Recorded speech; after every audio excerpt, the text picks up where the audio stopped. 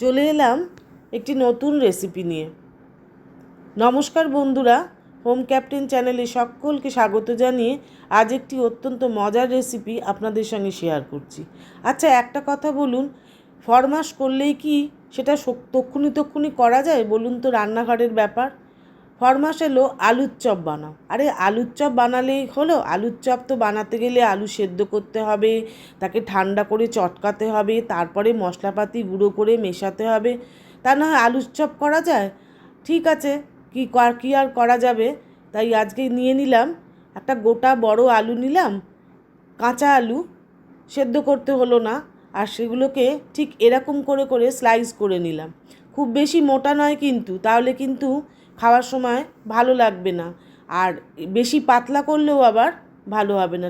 আমি যেভাবে যেরকমটা থিকনেসটা করছি ওই রকমই করতে হবে।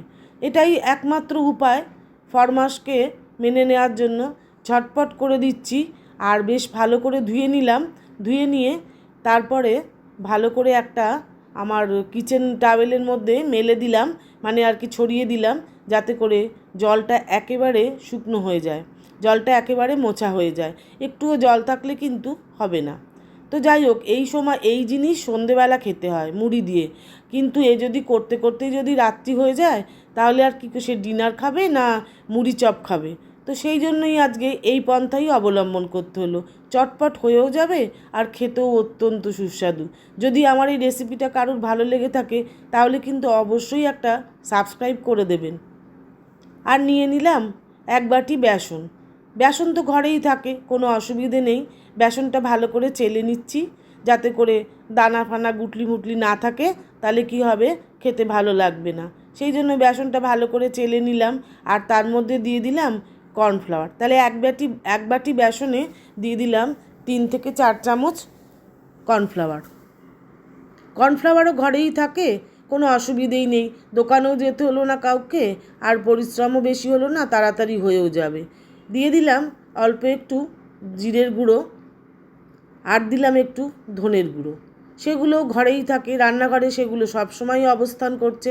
আর দিয়ে দিলাম একটু লঙ্কা কুচোনো। আর আদা একটু গ্রেট করা ঘরে ফ্রিজে থাকেই, সেই জন্য টক করে বার করে নিয়ে করে নিলাম। এবার দিয়ে দিচ্ছি আন্দাজ মতো লবণ,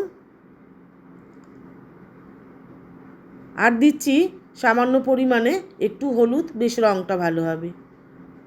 ঘরে থাকা এই সামান্য কয়েকটি উপকরণ দিয়েই বেশ সুন্দর একটি ভালো জলখাবার হয়ে যাবে। একটু দিয়ে দিলাম কালো জিরে হাতে ঘষে, আর দিচ্ছি জোয়ান। বাবা, এইসব খেলে তো আবার গ্যাস অম্বলও হতে পারে, তাই দিয়ে দিলাম জোয়ান। একেবারেই গ্যাস অম্বলের ধারপাশ দিয়েই যাবে না। আর দিলাম সামান্য গুড়ের গুঁড়ো। চিনি খাই না, তাই গুড়ের গুঁড়োই ব্যবহার করলাম।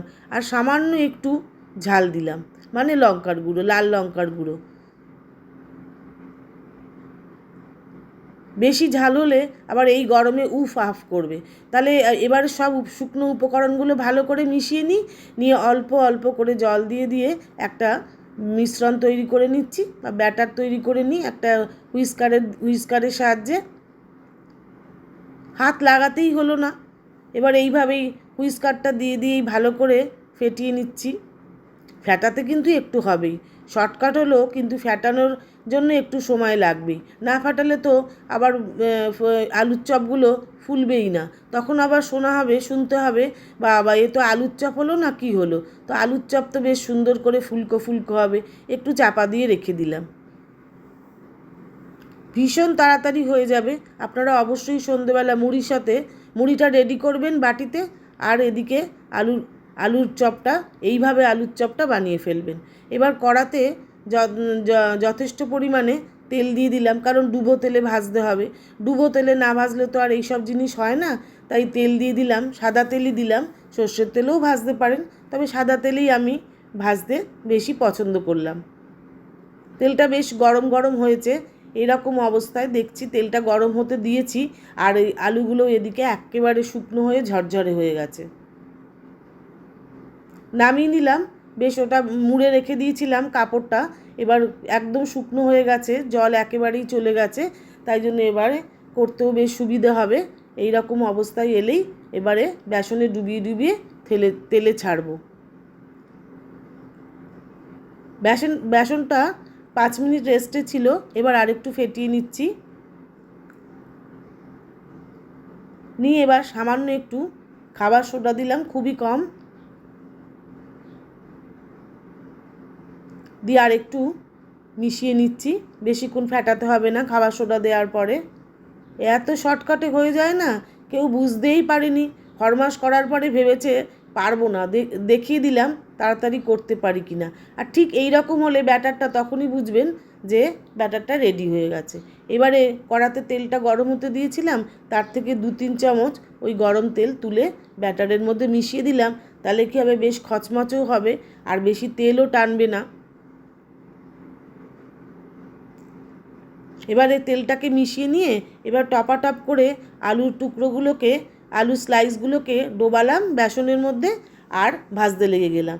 দেখুন কীরকম ফুলে উঠবে, কীরকম ফুলকো হয়ে উঠবে, মনে হবে পুরো একেবারে সেই যে আলু চটকে দোকানে যেরকম আলু তেলে ভাজার দোকানে যেরকম চপ বানায় না, ঠিক সেরকমটা মনে হবে। অথচ আমাকে আলু সেদ্ধও করতে হলো না, বেশি সময়ও গেল না, বেশি খাটনিও গেল না, অথচ এরকম ফুলকো ফুলকো আলুর চপ হয়ে যাবে। ওদিকে মুড়ি ঢালা হচ্ছে আর এদিকে আলুর চপও তাড়াতাড়ি ভাজা হয়ে যাচ্ছে, ফুলে ফুলে উঠেছে। একটু তেলটা ওপর দিয়ে ছান্তার সাহায্যে ওপরে দিলেই একেবারে টোপকা টোপকা লুচির মতন আলুর চপ ফুলে উঠেছে। এই গরমে ঘরের বাইরে গিয়ে দোকান থেকে ওই পোড়া তেলে আলুর চপ খাবোই বা কেন, ঘরে এইটুকু সময় খুবই অল্প সময়ের মধ্যে বানিয়ে ফেলবো টপাটপ করে এই রকম সুন্দর সুন্দর আলুর চপ। এক খোলা ভাজা হয়ে গেল।